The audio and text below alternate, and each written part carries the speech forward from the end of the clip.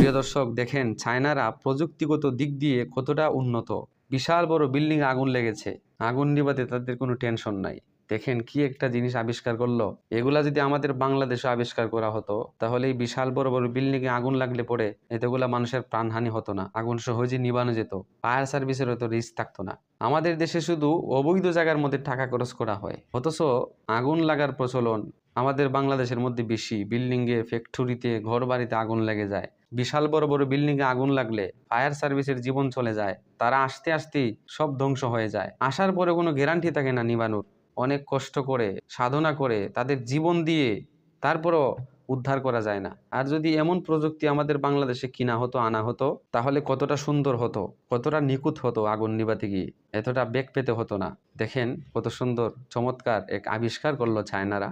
দেখেন কিভাবে Duff by Duff উঁচুতে উঠে যাচ্ছে। তাদের জন্য এটা ইজি ব্যাপার, এটা কোনো ক্লান্তিও না।